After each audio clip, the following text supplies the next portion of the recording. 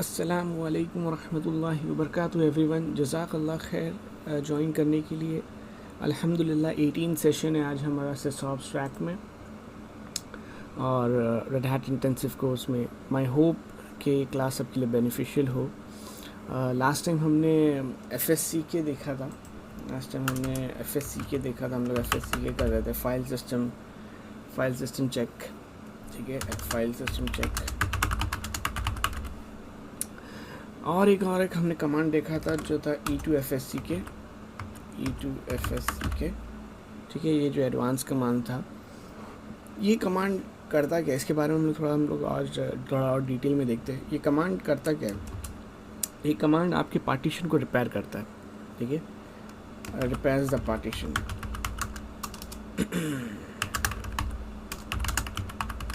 ये आपके पार्टीशन को रिपेयर करता है और उसमें से उसका फाइल सिस्टम को चेक करता है और उसको रिपेयर कहते हैं। सो हमारा डेटा को कभी रिपेयर नहीं करता, डेटा डैमेज ही नहीं होता है। फाइल सिस्टम होता है, उसकी इंडेक्सिंग को जाके वो रिपेयर करता है। डेटा को जो कंट्रोल करने वाला प्रोग्राम है उसी को फाइल सिस्टम हम लोग कहते हैं। जो करप्शन होता है, बैड ब्लॉग्स होता है, वो फाइल सिस्टम में होता है, इसलिए डेटा लॉस नहीं होता। इसलिए फाइल सिस्टम रिपेयर भी किया तो डेटा लॉस कभी भी नहीं होगा। ये चीज़ आपको याद रखना है। ठीक है, ये चीज़ आपको याद रखना है। अब ये जो कमांड है E2FSC के, ये करता क्या है? जब हम लोग ये कमांड चलाते हैं, ठीक है, एक मिनट,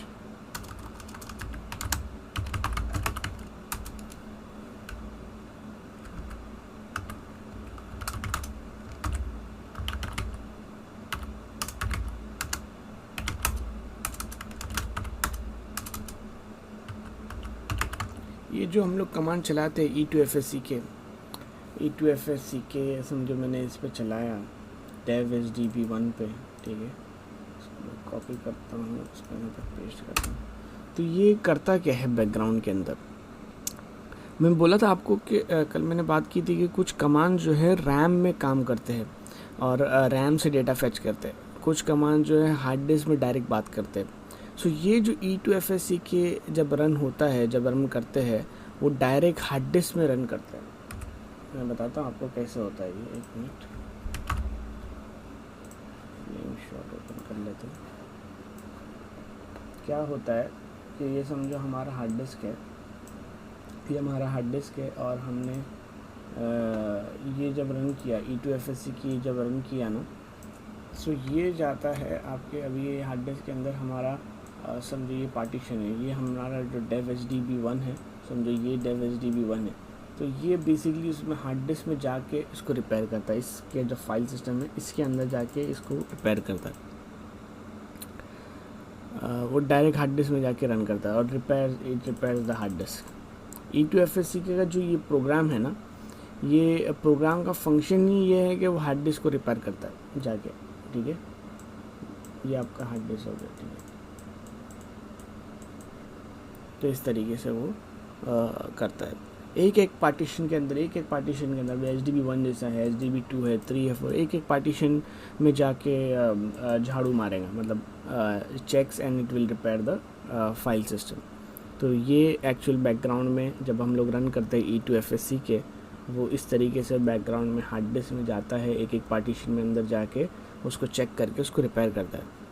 हमारे जितने पार्टीशंस है, बेसिकली क्या होता है कि हमारे जितने पार्टीशंस है, अभी अगर आप ये एरर देखें, ठीक है, ये एरर आ रहा है कि कैन नॉट कंटिन्यू अबॉटिंग। तो क्या होता है कि हमारे जितने पार्टीशंस है ना, वो रनिंग है, रैम में है, प्रोसेस में है ना। अब मैं df-h मारूंगा तो वो मुझे कहाँ से इंफॉर्मेशन फेच करता है? रैम से फेच करके ला के दे रहा है। ठीक है, ये मोंगो जो है वो रनिंग में है, रैम के अंदर प्रोसेस में है, हार्ड डिस्क में है और रैम में भी है, प्रोसेस में भी है। सो रनिंग चीज़ें को हम लोग क्लीन नहीं कर सकते। अगर ये रनिंग है, फाइल सिस्टम इसका रनिंग है, तो इस चीज़ को हम लोग क्लीन नहीं कर सकते। ठीक है, हम लोग इसके ऊपर E2FSC के मार के हम लोग उसको झाड़ू नहीं मार सकते, क्लीन नहीं कर सकते। जैसे आपका एक फ़ैन है, फ़ैन चालू है, आप रनिंग में क्लीन करोगे क्या? नहीं करोगे, आपका हाथ कट जाएंगे। सो उसी तरह पार्टीशन भी रनिंग है, रैम में है, तो रैम में है, ये एक एक पार्टीशन जो है रैम में, इसलिए हम लोग डायरेक्ट एफएससी के मार नहीं सकते। तो ये कमांड से बेसिकली आपको ये दिमाग में आना चाहिए कि हार्ड डिस्क के अंदर आपके एक एक पार्टीशन में जाने के बाद उसमें हम लोग जब हम लोग ये कमांड मारते हैं, ठीक है, E2 FSC का भी मैं आपको जब बैकएंड बता दिया हूँ इसका, तो आप जब ये कमांड मारोगे तो आपके दिमाग में, जब आप ये कमांड मारोगे तो आपके दिमाग में कैसा आना चाहिए, आपको एक ग्राफिक बताता हूँ आपके बैकएंड में आपको कैसा आना चाहिए दिमाग। जब आप ये आपकी, आप समझिए आपकी हार्ड डिस्क है और ये हम लोग, ये हमारा समझिए ये पार्टीशन है। तो जब आप ये कमांड मारते हो तो आपके दिमाग में ये आना चाहिए कि हार्ड डिस्क, या हार्ड डिस्क से आना चाहिए आपके दिमाग में, जब ये कमांड आप रन करोगे E2 FSC के, ऐसा विजुअल आना चाहिए और एक पार्टीशन आना चाहिए, ये वाला जो पार्टीशन है, और उसमें हम लोग ऐसा कुछ कर रहे हैं, है ना, उसमें हम लोग कुछ ऐसा कर रहे हैं, ऐसा आना चाहिए, तब आपको उसका बैकएंड समझ में आ जाएगा। सो बेसिकली, और हम लोग जब ये E2 FSC के मार रहे हैं, वो हम लोग इसके ऊपर मार रहे हैं, डिवाइस ड्राइवर के ऊपर। ये भी एक इम्पॉर्टेंट चीज़ है। तो झाड़ू जो है डिवाइस ड्राइवर पे हम लोग मार रहे हैं और हार्ड डिस्क के रूम में, पार्टीशन में जाके उसको वो जाके रिपेयर करेगा, ठीक है।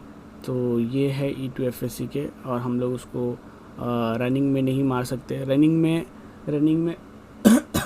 क्योंकि वो रनिंग के अंदर है, प्रोसेस के अंदर है, राइट। हम लोग अगर इसको मारेंगे तो ये ऐसा एरर देगा, क्योंकि वो रनिंग के अंदर है। क्या होता है कि फाइल सिस्टम में कुछ अपडेट हो रहा है और कुछ अपडेट्स हो रहे हैं, तो वो करप्शन होने के बहुत ज़्यादा चांसेस है, करप्ट हो जाएंगे, इसीलिए वो हमको प्रोसेस रनिंग के अंदर नहीं देता। प्रोसेस में होगा, रनिंग में होगा, तो हम लोग को FSC के करने नहीं देता। और एक ऑप्शन में है, आप कर सकते हो, वो है रीड ओनली ऑप्शन। तो अगर माउंटेड भी है, अगर आपका पार्टीशन माउंटेड भी है, जैसा ये dev HDB1 माउंटेड है, तो आप उसको रीड ओनली में कर सकते हो, ठीक है, आप उसको रीड ओनली में कर सकते हो, एक ऑप्शन आता है। पहले आपको क्या करना रहता है, पहले आपको बैड ब्लॉक्स चेक करने होते हैं, बैड ब्लॉक्स -v मारना है। तो आपको क्या दिखाएगा, हार्ड डिस्क कितना करप्टेड है, कितना इनकन्सिस्टेंट है, कितने बैड आई नोड्स है। ये जो कमांड है बैड ब्लॉक्स, ये सिर्फ देखने के लिए है, ठीक है। और अगर जब आपको रिपेयर करना है तो आपको रिपेयर करने के लिए E2 FSC के मानना है, ठीक है। E2 FSC के जो है आपको ये मानना है रिपेयर करने के लिए।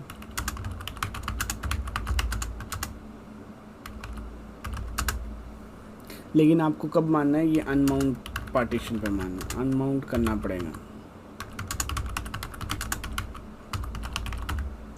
सो हम लोग जो ये टॉपिक है, ये टॉपिक हम लोग क्या कर रहे हैं, हम लोग ये टॉपिक से हम लोग क्या सीख रहे हैं, वी आर लर्निंग कि how to check and repair the file system in Linux. और ये सब आगे जॉब पे बहुत यूज़ होता है, बहुत इम्पॉर्टेंट टॉपिक है ये, आपको जॉब पे बहुत काम आएगा। सो ये जो लिनक्स फंडामेंटल्स के जो टॉपिक है, ये बहुत सारे इम्पॉर्टेंट टॉपिक है, सब इंटरव्यूज़ में आते हैं। और ये एक एक टॉपिक भी अगर आप अच्छे से बोल दोगे, तो मैंने मतलब बहुत सारे लोगों को देखा है और उनकी जॉब हो जाती है एक एक टॉपिक के वजह से। एक एक टॉपिक भी आपको लाइफ चेंज कर देता है। तो इसको वैल्यू रखो, ये टॉपिक लाइटली मत लो, बहुत इम्पोर्टेंट टॉपिक है। और देखो मेरा हम लोग का बेसिकली क्या होता है, एक सेशन वन आवर का मोस्टली होता है लिनक्स फंडामेंटल्स में, और हम लोग मैं रिकॉर्ड करके चले जाता हूँ। बट उसके बाद आप कितना उस टॉपिक के बारे में देखते हो, यूट्यूब पे देखते हो, गूगल पे, दैट इज़ वेरी इंपॉर्टेंट, है ना। एक्सपर्टीज़ उसी से बनता है, आप कितना मेहनत करते हो, कितना टाइम आप देते हो उसके पीछे, तो एक्सपर्ट बनता है। कोई पैदा होकर डायरेक्ट एक्सपर्ट नहीं बनता। तो ये जो टॉपिक है, आप जब हम लोग देख रहे हैं, तो आप उसको एडिशनली जब आप इसी रिकॉर्डिंग सुन लो, उसके बाद थोड़ा सा आप खुद भी इसके ऊपर थोड़ा सा देखो, गूगल पे देखो, यूट्यूब पे देखो, एक दो बार प्रैक्टिस कर लो। क्योंकि कभी कभार एक एक टॉपिक इंटरव्यू में हम लोग को क्या कर देता है, इंटरव्यू क्रैक करा देता है। जिसके टॉपिक के बारे में जाके थोड़ा एक्स्ट्रा खुद से आप देखो। मैं गारंटी देता हूँ आपको बहुत अच्छा पैकेज मिल सकता है और बहुत आप आगे बढ़ सकते हो एक लिनक्स के अंदर। ये जो हम लोग सीख रहे हैं वो खुद से आप थोड़ा एक्स्ट्रा जाके पढ़ो। हम लोग तो इसमें अल्हम्दुलिल्लाह बहुत सारी चीज़ें कवर कर रहे हैं, बट आप थोड़ा सा और अगर उसको एक्स्ट्रा पढ़ोगे तो बहुत सारी चीज़ें आपको इंटरव्यू में हेल्प हो जाएंगी। ठीक है, हम लोग वापस से टॉपिक में आते हैं। तो ये हमारा अच्छा, इसमें जो स्लैश है, ये स्लैश है, इसमें हम लोग अगर FSC की चलाएंगे तो वो हमको चलाने नहीं देगा पहली बार। E2 FSC के अगर समझ में आता हूँ उस पर,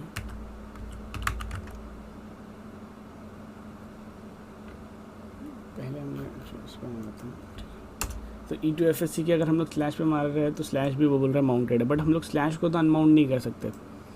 ठीक है, हम लोग स्लैश को कैनॉट भी स्लैश को अनमाउंट नहीं कर सकते। तो ये एक, क्योंकि स्लैश के अंदर ही सारी चीज़ें रहती है तो हम लोग स्लैश को अनमाउंट नहीं कर सकते। स्लैश कैन नॉट बी अनमाउंटेड,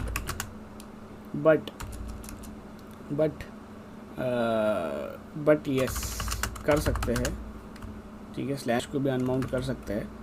इसका आंसर है कि हम लोग yes we can unmount slash in rescue mode में कर सकते हैं। ठीक है, रेस्क्यू मोड क्या है? रेस्क्यू मोड के अंदर हम लोग क्या करते हैं, रेस्क्यू मोड आता है आपका यहाँ पे ISO DVD वगैरह से हम लोग उसको रेस्क्यू मोड में जाते हैं। और ये हम लोग we will learn this later, थोड़ा एडवांस टॉपिक है, हम लोग इसको बाद में लर्न करेंगे। और रेस्क्यू मोड में जाने के बाद हम लोग वहाँ पर स्लैश के ऊपर FSC के मार सकते हैं। और रेस्क्यू मोड में कैसे जाना है वो सब हम लोग बाद में देखेंगे, बट मैं अभी के लिए खाली इतना समझ लो कि स्लैश को अगर अनमाउंट करना है आपको तो आप रेस्क्यू मोड में जाके स्लैश को अनमाउंट करके FSC के उसके ऊपर रन कर सकते हो। ठीक है, सो ये है। और अच्छा, ये जब हम लोग मारते हैं E2 FSC के जब मारते हैं हम लोग, जैसे अभी मैं इसको अनमाउंट करता हूँ। ठीक है, मैं इसको अनमाउंट करता हूँ, हम लोग एक बार मार के देखते हैं E2 FSC के। मोंगो को ही हम लोग अनमाउंट करते हैं। ठीक है, मैं इसको अनमाउंट करता हूँ E2 FSC के। और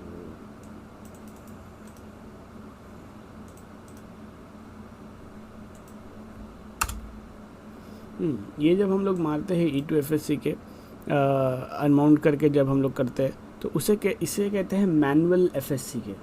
इसे कहते हैं मैनुअल FSC के, इसको बोलते हैं मैनुअल रिपेयर। ठीक है, इसको बोलते हैं मैनुअल रिपेयर।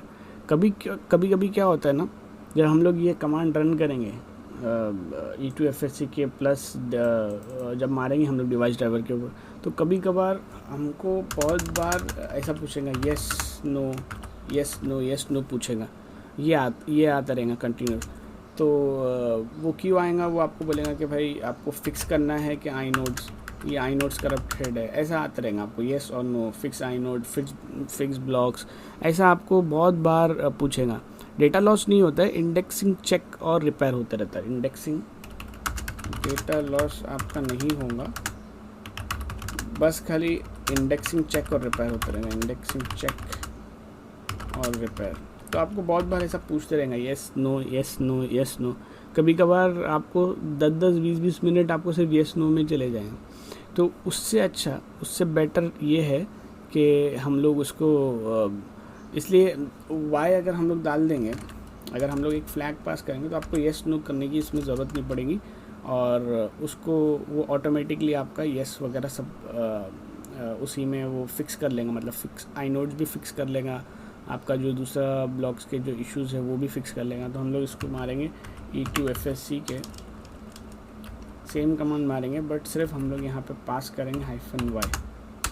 ठीक है, -y जब हम लोग पास करेंगे तो आपको येस नो वगैरह वो पूछेगा नहीं। तो वो ये एक एडवांटेज है -y फ्लैग करने का। बट मोस्टली जो हम लोग प्रोडक्शन में और एंटरप्राइज लेवल पे जो एडमिनिस्ट्रेटर यूज़ करते हैं वो लोग y के साथ एक C का भी फ्लैग यूज़ करते हैं। तो सी के फ्लैग में क्या होता है कि वो पूरा एक रिपोर्ट देता है आपको, वो पूरा एक कंप्लीट रिपोर्ट देता है क्या क्या चीज़ उसने चेक किया है। और एफएससी के जो है ना ये पांच पास में काम करता है। अगर आप देखो यहाँ पे चेकिंग आई नोड्स ये सब जो लिख के आ रहा है, 5 चीज़ों को पास करते हुए वो काम करता है। ये रहा पास 1, checking inodes blocks and sizes, checking directory structure, checking directory connectivity, checking reference accounts, checking group summary information। तो ये 5 पास के अंदर एफएससी के जो है काम करता है। तो ये पूरा एक कंप्लीट रिपोर्ट देता है, पूरा फाइल सिस्टम की इनकन्सिस्टेंसी वगैरह सब कुछ बता के। तो ये एक अच्छा कमांड है। अगर आप जब रन करो E2FSC के तो आप -YC फ्लैग में रन करो, जो आपको येस नो भी करना नहीं पड़े और इसकी एक कंप्लीट रिपोर्ट दे दे। ठीक है, तो ये एक अच्छा कमांड है जो एडमिनिस्ट्रेटर्स यूज़ करते हैं।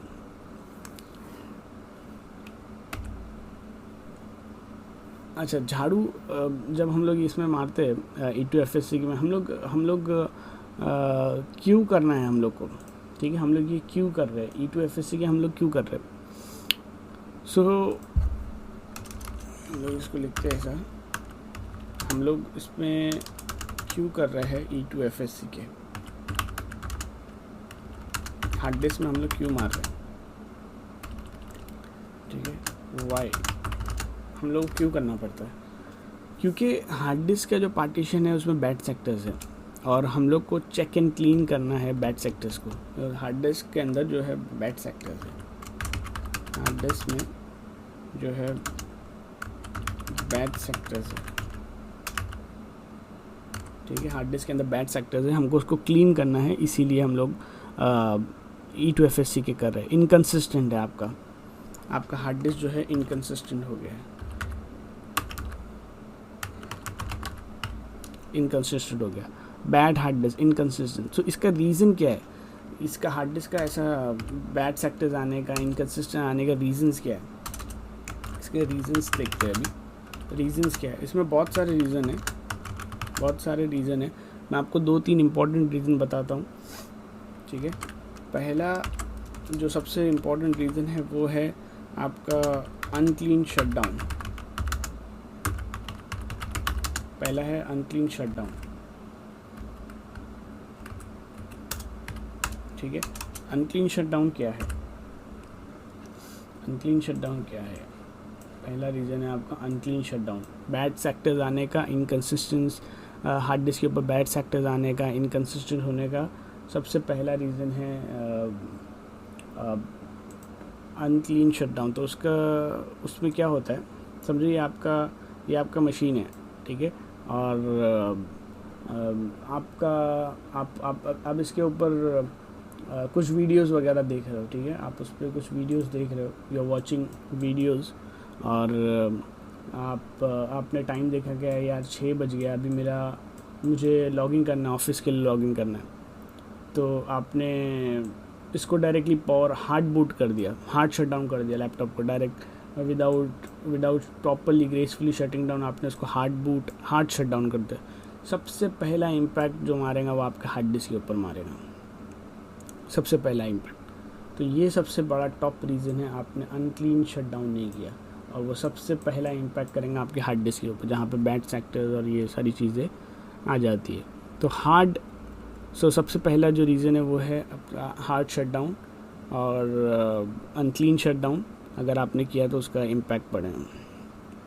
ये क्या होता है ना, ये फाइल सिस्टम जो है, अभी आप जब वीडियो देख रहे थे तो वो जो फाइल सिस्टम था, फाइल सिस्टम रैम में प्रोसेस में आया है और उसमें चेंजेस हो रहे हैं, कभी उसको आइनोड परमिशंस डायनेमिक चेंजेस चालू है, और जब आप init 0 मारते हो या शट डाउन कमांड मारते हो तो वो रैम में चेंजेस जो हुआ है वो हार्ड डिस्क में सिंक नहीं होता हार्ड डिस्क के अंदर, समझे, वो हार्ड डिस्क में सिंक नहीं हो पाता है, और अपडेट होता है जब, मतलब अगर वापस अपडेट नहीं होता, तो अगर डायरेक्ट आपने बटन बंद कर दिया धड़ाक से तो वो सिंक ही नहीं होगा, अपडेट ही नहीं होगा। अगर आपने डायरेक्ट बटन बंद कर दिया तो डायरेक्ट धड़ाक से बंद हो जाएगा, वो सिंक वगैरह कुछ होगा नहीं। जो आपका रैम के अंदर इतने सारे प्रोसेस चल रहे हैं, डायनेमिक चेंजेस हो रहे हैं आई नोड के ऊपर, परमिशंस के ऊपर, वो सारे चेंजेस सिंक नहीं होंगे हार्ड डिस्क में, इसीलिए वो आपके बैड सेक्टर्स और इनकन्सिस्टेंट कर देता है आपकी हार्ड डिस्क को। सो ये एक बहुत बड़ा इंपॉर्टेंट रीज़न है। दूसरा एक रीज़न आता है आपका पावर फ्लक्चुएशन एक और एक रीज़न है। इसमें भी RAM to hard disk update ही नहीं आता, सिंक नहीं हो पाता क्योंकि आपका पावर फ्लक्चुएट होता है। थर्ड रीज़न आता है आपका रॉन्ग डिज़ाइनिंग ऑफ एप्लीकेशन।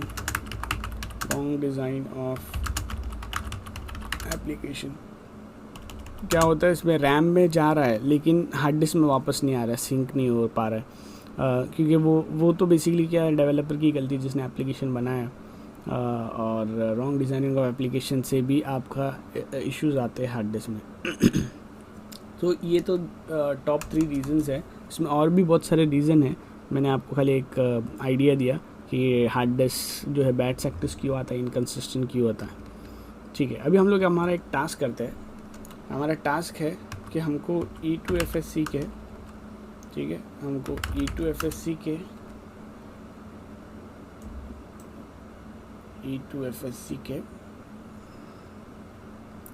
हमको ये ऑटो रिपेयर करना है।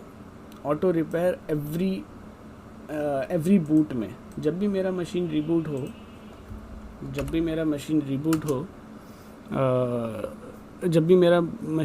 मुझे ऑटो रिपेयर करना है। मेरा टास्क है कि जब भी ये मशीन रिबूट होगा, E2FSC का रन होना चाहिए सब पार्टीशन के ऊपर,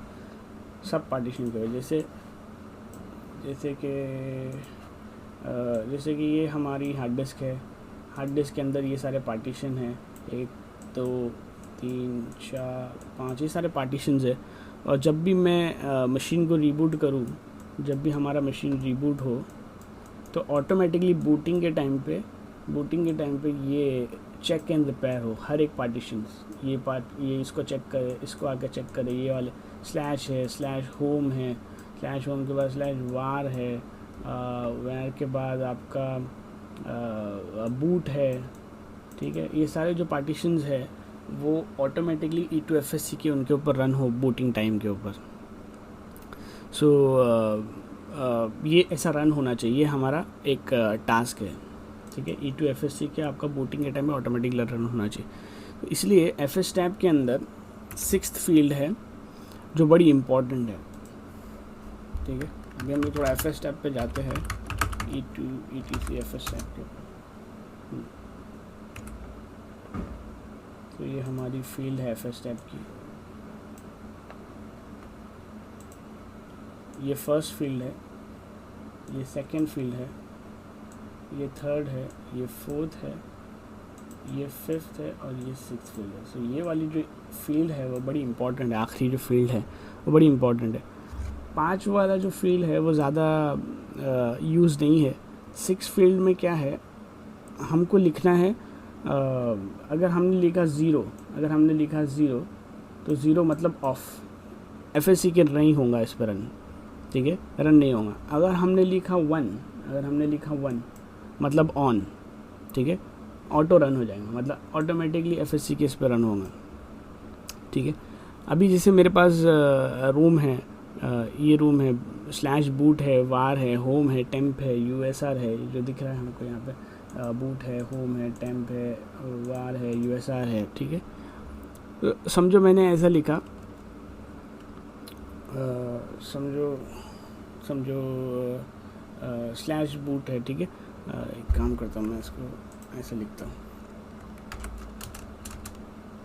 समझो मैंने ऐसे लिखा है इसको, slash boot slash var slash home slash TMP slash USR। ठीक है, और समझो मैंने इसको यहाँ पे लिखा हूँ 0, इसको मैंने लिखा हूँ 0, और वार में मैंने लिख दिया यहाँ पे 2, यहाँ पे मैंने लिखा 3, यहाँ पे लिखता हूँ मैं 1, यहाँ पे लिखता हूँ 0, यहाँ पे लिखता हूँ 0। तो अभी समझो मैंने ऐसे लिखा, तो जब मशीन बूट होगा जैसे ही E2FSC के रन होगा तो सबसे पहले वो जाके टेम्प में झाड़ू मारेगा, फिर वो मारेगा वायर में, फिर मारेगा थर्ड लास्ट होम में। तो ये सीक्वेंस में मारेगा, सबसे पहला टेम्प में मारेगा, सेकंड वायर में मारेगा और थर्ड जो है होम में मारेगा। और बूट हो गया और आपका USR हो गया और स्लैश हो गया, ये आपका इसमें नहीं करेंगे क्योंकि इसके अंदर हमने ज़ीरो डाला है। ज़ीरो मतलब ऑफ, आपने स्विच ऑफ कर दिया। E2FSC के जो है फाइल सिस्टम चेक जब बूटिंग होगा मशीन तो आपका रन ही नहीं होगा, बट ये वाले इन तीनों में रन होगा क्योंकि यहाँ पर 1 के ऊपर जो भी आप वैल्यू डालेंगे उसके ऊपर रन हो जाएगा। और अगर आपने 1 लिखा तो सबसे पहले रन होगा, 2 लिखा तो सेकंड होगा, थर्ड लिखा तो आप थर्ड, ये तीसरे नंबर पर रन होगा। तो ये ऐसे सीक्वेंस में होगा, जैसे आपने नंबर डाला है वो सीक्वेंस में। अगर आपने इसको यहाँ पे 1 लिखा और यहाँ पे 1 लिखा तो ये दोनों साथ में रन हो जाएंगे, वायर और TMP फर्स्ट। और आपने अगर होम और TMP पे 1 लिखा है तो ये दोनों साथ में रन हो जाएंगे। तो इस तरीके से सीक्वेंस में रन होता है जो आपने वैल्यू डाली। अगर 0 लिखा तो वो तो ऑफ हो गया, वो तो रन बूटिंग के टाइम पे मतलब FSC के रन करेंगे ही नहीं। तो जब आप मशीन को यहाँ पे बूट करोगे, जब ये केस में जब हम लोग मशीन को बूट करेंगे, ठीक है, ये केस के अंदर जब हम लोग मशीन को बूट करेंगे और ये हमारे पार्टीशंस है, ठीक है, ये हमारे पार्टीशंस है, ये वैर बूट है, ये है होम है, टेम्प है, ठीक है, स्लैश है, USR है। और जब E2FSC के रन होगा, ठीक है, E2FSC के जब आपका रन होगा तो वो सबसे पहले आएगा और ये प्रायोरिटी देखेगा टेम्प, इसको रन करेगा। फिर सेकंड आएगा वो वायर को रन करेगा, फिर थर्ड आएगा वो होम को रन करेगा। और इसको तो रन ही नहीं करेंगे क्योंकि ये स्विच ऑफ है और आपका मशीन बूट हो जाएगा। इस तरीके से होता है। क्या बहुत बार हम लोग इसमें क्या करते हैं, सबसे पहले हम लोग बहुत जो प्रोडक्शन सर्वर्स होते हैं उसमें हम लोग बहुत बार क्या करते हैं, स्लैश के अंदर 1 लिखते हैं सबसे पहला, ठीक है, स्लैश में लिखते, उसके बाद सबके अंदर 2 लिख देते हैं, 2 स्लैश के अंदर 1 लिखते हैं, बाकी सब के अंदर 2 लिखते हैं। तो इससे क्या होगा, सबसे पहले स्लैश में रन होगा। अब सेकेंड टाइम जब हम लोग जब बूट करेंगे मशीन तो E2FSC के सबसे पहले स्लैश में रन होगा और फिर बाद में बाकी में USR में, टेम्प में, होम में, वार में, बूट में, ये सब साइमल्टेनियसली रन होगा क्योंकि वहाँ पर 2 की वैल्यू डाली हुई है। तो सब 1 डाला है स्लैश में तो सबसे पहले स्लैश में रन होगा, उसके बाद बाकी सब में साइमल्टेनियसली रन होगा, ठीक है। तो इस तरीके से वो FS टैब के अंदर की जो एंट्री भी बता देते हैं हम लोग। FS टैब में दिखती कैसी है, FS टैब के अंदर ऐसा दिख रहा है 1 की वैल्यू 2 मतलब 1 यहाँ पे लिखा है स्लैश में, तो सबसे पहले FSC के रन स्लैश में होगा, उसके बाद इन सारों में रन होगा 2 होम में, बूट में, टेम्प में, USR में, वार में, ये साइमल्टेनियसली रन होगा। और फिर मोंगो में भी हम लोग साइमल्टेनियसली यहाँ पे रन कर रहे हैं। तो इस तरीके से ये साइमल्टेनियसली बूटिंग के टाइम पे E2FSC के रन होगा। तो इसमें क्या होता है, जब आप मशीन बूट करोगे, जब मशीन आपका स्टार्ट होते रहेंगे तो वहाँ पे स्प्लैश स्क्रीन आएगा। अगर आपको ये प्रोसेस देखना है, अगर आपको देखना है कि FSC के रन हो रहा है नहीं हो रहा है, तो आप उसको देख सकते हो। आप उसको क्या कर सकते हो, जब स्प्लैश स्क्रीन आता है ना, स्प्लैश स्क्रीन के अंदर आपको ये यहाँ पर चेकिंग सब दिखाएगा, ठीक है। अगर आपने इसको यहाँ पर अगर चेंज करना है तो आप उसको चेंज करके वैल्यू वापस से मशीन को बूट करके देख सकते हो। जैसे यहाँ पर अगर हमने लिखा है कि स्लैश पहले रन हो, उसके बाद ये सारे साइमल्टेनियसली रन हो, तो आप उसको इसके साथ 1 को कोई भी दूसरे पार्टीशन को भी 1 कर दो तो पहले स्लैश में भी रन करेगा और इसमें भी रन करेगा अगर आपने इसकी वैल्यू को 1 कर दिया। तो यहाँ पर आप वैल्यूज़ को थोड़ा चेंज करके और मशीन को बूट करके, मशीन को लाइव चेंजेस करने के बाद आप उसको बूट करके देख सकते हो आपकी एक्चुअल चेंजेस, तो आपको पता चलेगा कि किस तरीके से वो चेकिंग कर रहा है, ठीक है। और ये जो 5th फील्ड है, ये जो 5वीं फील्ड है, ये तो हम 6th फील्ड की बात में बात कर रहे हैं, आखिरी फील्ड। जो 5th फील्ड है वो नॉट इन यूज़ है। फिर भी ये जो पहले एक कमांड था डंप कमांड, वो क्या करता था, फाइल सिस्टम का बैकअप लेता था। तो इसके लिए वो फील्ड वो टाइम पे यूज़ होती थी, अब यूज़ में नहीं है। ज़ीरो अगर है, ये फाइल अगर इसमें ज़ीरो लिखा है तो वो ज़ीरो, इसके अंदर ज़ीरो और वन की वैल्यू ही रहती है। और अभी तो ये फील्ड जो है एब्सोल्यूट और डेप्रिकेट हो गई है और वो यूज़ में नहीं है। लेकिन ऐसा बोलते हैं कि फिफ्थ फील्ड जो है वो डिपेंडेंट है सिक्स्थ फील्ड पे, तो इसलिए आपको ज़ीरो या वन लिखना है इसमें, और या तो ऑन या तो ऑफ़। सो अगर आपने सिक्स्थ फील्ड के अंदर ऑन रखा है तो आप फिफ्थ में भी ऑन कर दो, अगर आपने सिक्स्थ को ऑफ़ रखा है तो आप फिफ्थ को भी ऑफ़ कर दो, ऐसा बोलते। तो मेन जो फील्ड है वो सिक्स्थ है आपकी।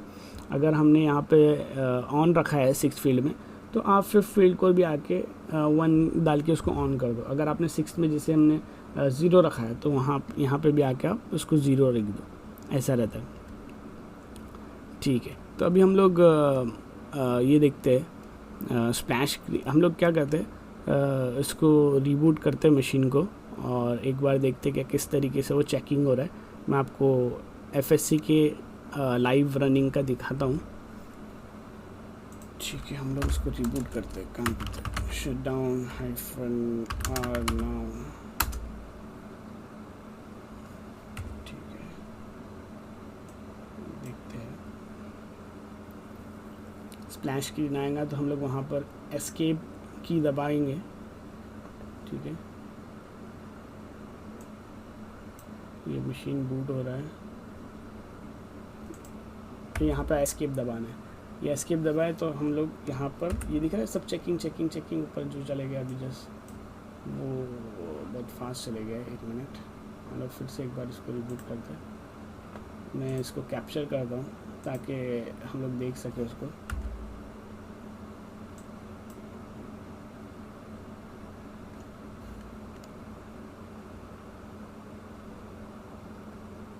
क्योंकि जो प्रोसेस है वो काफ़ी फास्ट जाता है, तो वो हम लोग ट्राई करते हैं उसको कैप्चर करने का। एस्केप यहाँ पे मारा, और ये देखो ये रहा चेकिंग फाइल सिस्टम। अगर आप यहाँ पे देखो, ये रहा SDA5, SDA1, SDB1, SD7, ये जो चेकिंग फाइल सिस्टम्स है, ये यहाँ पर हमारा यही हो रहा है। क्या कहते हैं, अभी अगर आप विजुलाइज करो, जब हमने मशीन को पावर ऑन किया, ठीक है, हमने मशीन को पावर ऑन किया, बूटिंग प्रोसेस शुरू हुआ। बूटिंग में जब प्रोसेस शुरू हुआ, उसने FS टाइप फाइल को पढ़ा। ठीक है, FS टाइप फाइल को पढ़ा, तो FS टाइप फाइल के अंदर जो एंट्री थी उसके अंदर जाके वो उस हिसाब से उसके अंदर फाइल सिस्टम को चेक कर रहा है। तो FS टाइप से हम लोग ये मालूम पड़ा कि बूटिंग के टाइम पे ये फाइल को रीड करता है सिस्टम, फाइल सिस्टम टेबल। तो उसमें आप जो भी चीज़ डालोगे वो बूटिंग के टाइम पे रीड होती है। तो वो उसने रीड किया और उसको फाइल सिस्टम के अंदर उसने जाके उसको झाड़ू मारना शुरू किया कि clean clean clean clean, check करने के लिए कुछ बैड सेक्टर्स वगैरह तो नहीं है। तो इस तरीके से आप उसको चेंजेस करके वहाँ पर, लेकिन ये प्रोसेस काफ़ी फास्ट जाता है, तो आप उसे थोड़ा सा जल्दी आपको कैप्चर करना पड़ेगा। ठीक है, तो ये खाली आपको बताना था। ठीक है, हम लोग फिर से FS टैब में वापस जाते हैं। FS टैब के अंदर हमने क्या क्या कवर किया है अभी तक।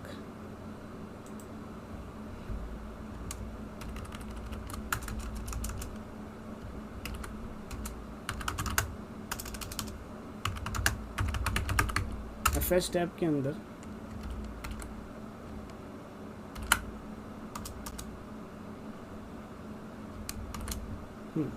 FS टैब के अंदर ये हमारी पहली फील्ड है। FS टैब के अंदर ये हमारी फर्स्ट फील्ड है। ठीक है, ये हमारी सेकंड फील्ड है, ये थर्ड है, ये फोर्थ है, और ये फिफ्थ है और सिक्स्थ है। थोड़ा सा इसको ये करना पड़ेगा, 1 मिनट, थोड़ा बराबर है।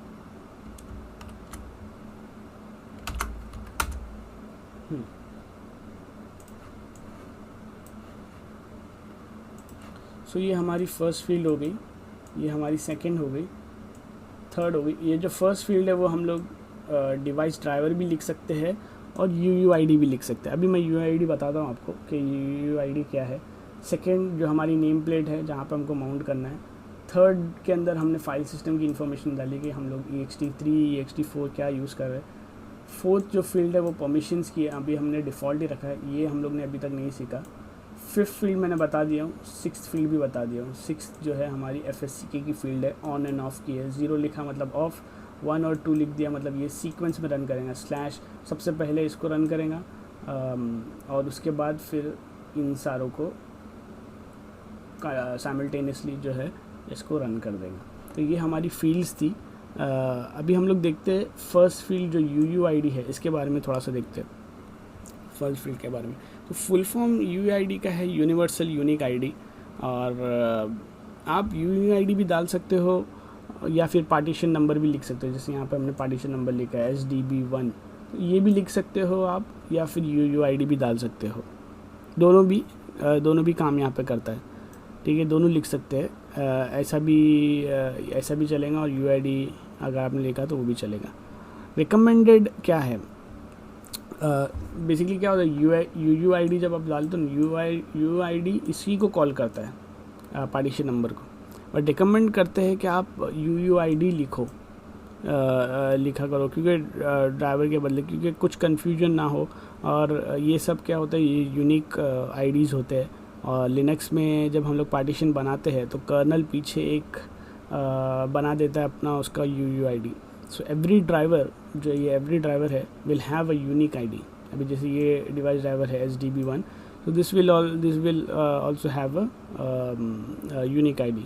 अगर हम लोग को देखना है कि इसका यूनिक ID क्या है, तो कमांड है, कमांड देखते हैं। अगर हम लोग को इसको देखना है dev SDB1 का यूनिक ID क्या है, तो कमांड है blk id dev SDB1, तो इसका ये आ गया UUID, ठीक है। तो मैं ये UUID यहाँ पे लिख सकता हूँ इसके बदले, या फिर मैं इसका डिवाइस ड्राइवर लिख सकता हूँ। So every driver will have a UUID, ठीक है। तो उसको देखना कैसा है, कमांड इज़ blk id। वापस से मैं मारता हूँ दूसरे किसी पे, blk id हम लोग चलो स्लैश पे ये करते हैं, स्लैश का तो अपने पास UUID। मैं अभी थोड़ा वाइस वर्सा भी दिखाता हूँ कि अगर UUID है हमारे पास तो इसका डिवाइस ड्राइवर कैसा ढूंढना है। अभी तो हमने डिवाइस ड्राइवर से हमने इसका ये ढूंढना है, तो df-h के अंदर हमको यहाँ पे दिख जाएगा। सो हम लोग लिखेंगे blk id, और हम लोग लिखते हैं dev SDA5। अगर आपने नोटिस किया होगा जब हमने रिबूट किया तो सबसे पहला जो फाइल सिस्टम को चेक किया उसने SDA5 को चेक किया, क्योंकि स्लैश को सबसे पहली प्रायोरिटी दी है FSAP के अंदर। तो ये स्लैश का UUID आ गया। हम लोग इसको अगर कंपेयर करें, एंड में है E2C F9, E2C F9, that's correct. तो इस तरीके से आप ढूंढ सकते हो। तो हम लोग इसको कॉपी पेस्ट कर सकते हैं। जैसे अभी मैंने हम लोग इसको अनमाउंट करते हैं और इसमें चेंजेस करते हैं। यू माउंट करता हूँ मैं /mongo को, ठीक है, /mongo को मैंने यू माउंट किया, और blk id हम लोग निकालते हैं SDB1 का। इसका SDB1 का हम लोग ने ब्लॉक ID लिखा ना, ये इसका UUID है। तो मैं क्या करूँगा, ये पूरा UUID की फील्ड को कॉपी कर लूँगा, ठीक है। मैं इसको कॉपी कर लूँगा और मैं etc FS टैब में जाऊँगा, और यहाँ पर SDB के बदले मैं पूरा UUID डाल दूँगा, और मैं यहाँ पर आके कर दूँगा पेस्ट, ठीक है। ये मैंने पेस्ट कर दिया।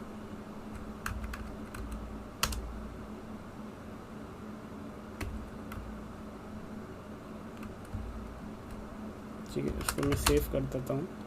सेव करने के बाद मैं -a अगर मैं मारूंगा तो ये फिर से माउंट हो गया। अभी इंस्टेड ऑफ मैंने डिवाइस ड्राइवर इसको इस तरीके से माउंट कर दिया FS टैब के अंदर डाल के, इसका UUID डाल के। तो दोनों में से कुछ भी कर सकते हो आप UUID डालो या आप डिवाइस ड्राइवर डालो, जैसे हमने पहले डाला था dev HDB1, ठीक है। तो ये दोनों चलता है, कॉपी पेस्ट आपको करना है सिर्फ FS टैब के अंदर। और BLK ID जो है उसका कमांड है, जो हम लोग उसको उससे हम लोग आप पार्टीशन का UUID मालूम कर सकते हैं। तो आप दोनों में से कोई भी यूज़ करो, UUID रिकमेंडेड है।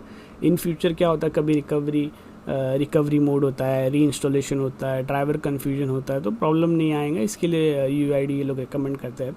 वो आगे आपको थोड़ा एक्सपीरियंस में समझ में आएंगे कि UUID क्यों डालना है।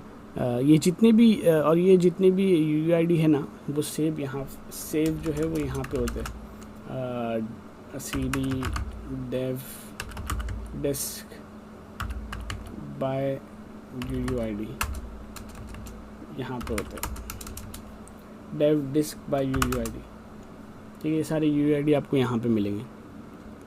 तो ये जो हम लोग कमांड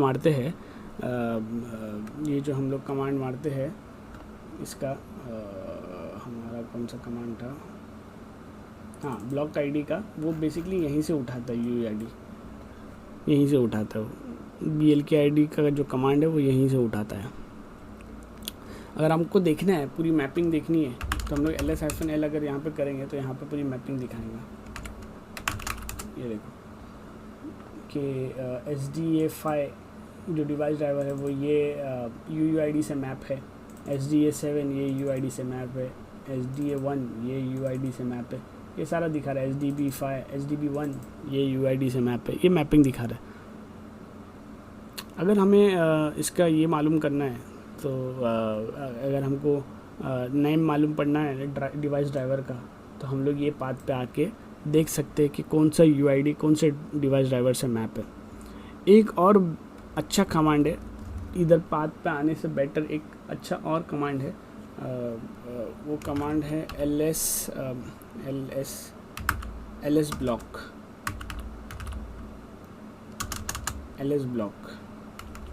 ये सारा दिखाता है आपको ऑल पार्टीशंस इंफॉर्मेशन,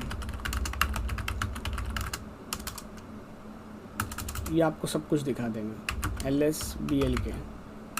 LSBLK अगर हम लोग मारेंगे ना, तो ये आपको पार्टीशन की भी इंफॉर्मेशन देगा, माउंट पॉइंट भी देगा।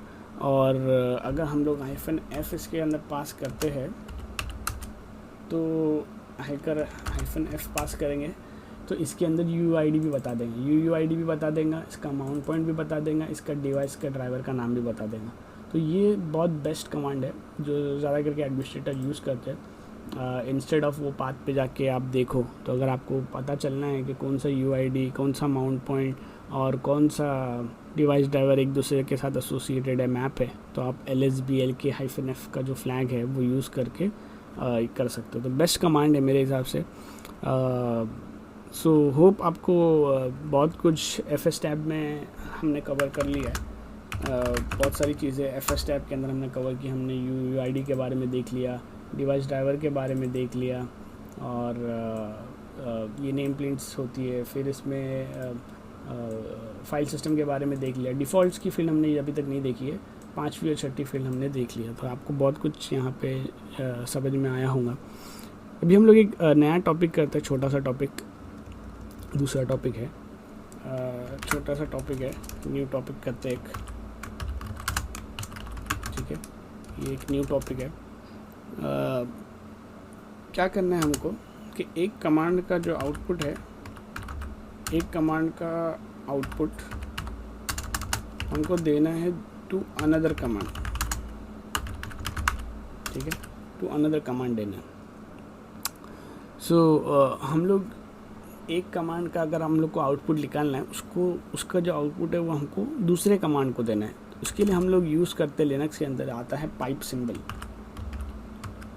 Pipe PIPE, pipe symbol. उसका सिंबल ऐसा होता है, पाइप बैक स्पेस के आपका जो बैक स्पेस है उसके नीचे है। तो ये कमांड वो क्या करता है, पाइप सिंबल क्या करता है, एक कमांड का जो आउटपुट है वो दूसरे कमांड को देता है, ठीक है, ओके। इसका काम ये है। सो जैसे अभी मैंने यहाँ पे ls मारा हूँ, ठीक है, अभी एल एस का आउटपुट है, ठीक है, ये एल एस का जो आउटपुट है उसको अगर मुझे गिनती करना है, उसको गिनती करना है। अभी इसमें सबसे ज़्यादा आउटपुट यहाँ पर होगा ई टी सी में, हाँ, इसको अगर मुझे इतने सारे आउटपुट को गिनती करना है और तो इसका अगर मुझे गिनती करना है, गिनती के लिए ये है कमांड है WC-L, मतलब वर्ड काउंट लिस्ट। लेकिन अगर मैं डायरेक्ट रन करूँगा वर्ड काउंट हाइफन लिस्ट मानने के लिए, गिनती करने के लिए, तो ये रन नहीं कर पाएगा, कुछ भी नहीं आएगा इसका आउटपुट। इसको हम लोग को बेसिकली क्या करना पड़ेगा, इसको हम लोग को इसको इनपुट देना पड़ेगा, इसको कुछ इनपुट देना पड़ेगा, तब जाके ये आउटपुट देगा, ठीक है।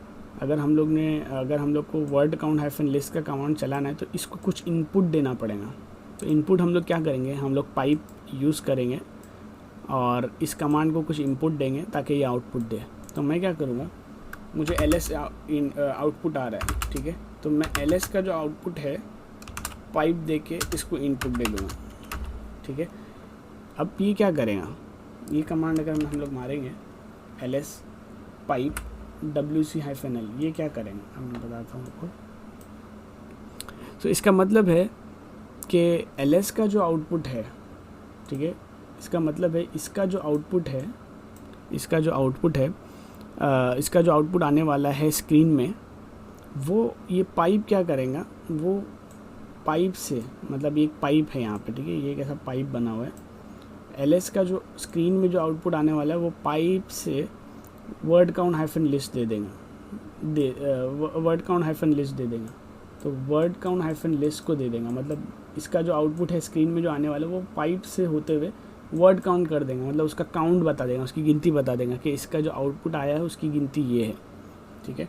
पाइप मतलब क्या करता है, इसका आउटपुट लेगा, इसका जो आउटपुट आया है वो एज अ इनपुट लेगा और इसको दे देगा WC-L। मैं यहाँ पर रन करता हूँ, यहाँ पे दिखा रहा है 247, ठीक है, 247 दिखा रहा है। अब अगर हम लोग डिफरेंस देखें, देखो ls में क्या दिखाता है, ls में देखो कितना सारा आउटपुट दिखा रहा है, बट हम लोग ने ls का आउटपुट WC-L को दिया, तो इसका जो गिनती था ना हर एक काउंट का, उसने यहाँ पे बताया कि भाई 247 फाइल्स एंड फोल्डर्स यहाँ पर है आपकी इस डायरेक्टरी के अंदर। तो हमारे लिनक्स में इस तरीके से हम लोग पाइप को यूज़ करके एक कमांड का जो आउटपुट है दूसरे कमांड को दे सकते हैं। जैसे ये दूसरा कमांड है ना, ये दूसरा कमांड है, ये पहला कमांड है, ये फर्स्ट कमांड और ये सेकंड कमांड। तो मैंने क्या किया, फर्स्ट कमांड का आउटपुट स्क्रीन पे लेने के बदले सेकंड कमांड को दे दिया और सेकंड कमांड ने उसका वर्ड काउंट निकाल के मुझे दे दिया। तो इस तरीके से हम लोग यूज़ करते हैं, ठीक है। उसमें वर्ड काउंट बता रहा था, डिफरेंस यही था कि उसमें वर्ड काउंट बता रहा था। तो हमारे लिनक्स में एक और एक कमांड आता है लेस, एक और एक कमांड आता है मोर, है ना। एक कमांड आता है लेस और एक कमांड आता है मोर। इस कमांड को हम एक दूसरे के साथ यूज़ कर सकते हैं। अभी जैसे मैंने लिखा ls/etc स्टार, तो ये क्या करेंगे, etc के अंदर जो भी है उसको लिस्ट कर देगा, ठीक है। ये उसको लिस्ट कर रहा है, etc के अंदर जो भी है वो उसको लिस्ट कर देगा। देखो अभी आउटपुट कितना बड़ा हो रहा है, आउटपुट इतना बड़ा है कि मुझे स्क्रॉल करना पड़ रहा है, मुझे ऐसा ऊपर स्क्रॉल करना पड़ रहा है, ऐसा स्क्रॉल करके जाना पड़ रहा है, सही है, पूरा मेरे को ऐसा स्क्रॉल करना पड़ रहा है। तो आउटपुट मेरा स्क्रीन पे इसमें नहीं आ रहा है, मेरे स्क्रीन पे फिट नहीं हुआ है, तो ऐसा स्क्रॉल करना पड़ रहा है। तो बहुत बड़ा इसका आउटपुट आ रहा है। तो अभी अगर हमको क्या करना है, अब हम लोग देखेंगे कि इसको हम लोग पेज में कैसा कैप्चर करते हैं।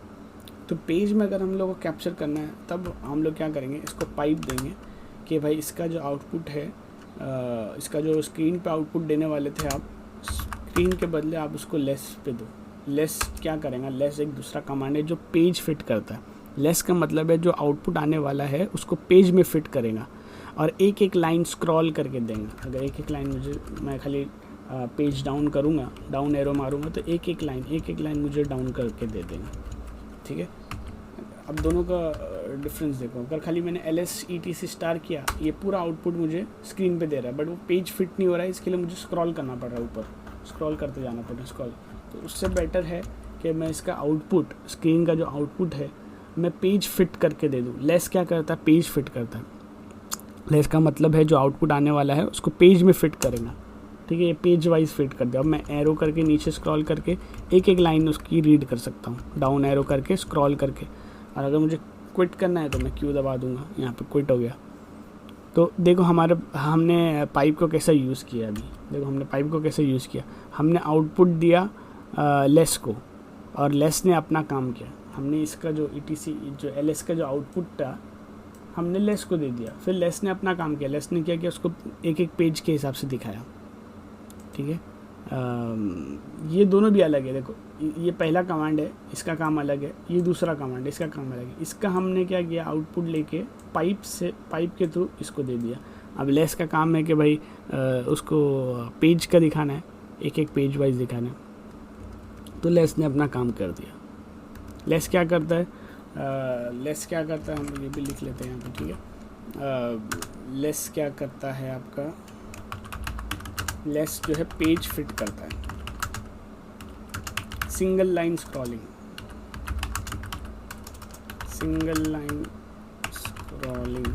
ठीक है। वैसे ही आपका मोर कमांड भी है, ठीक है, वैसे ही आपका मोर कमांड है, लेस ETC स्टार, और मैं इसको दूंगा पाइप मोर। बट मोर क्या करेगा,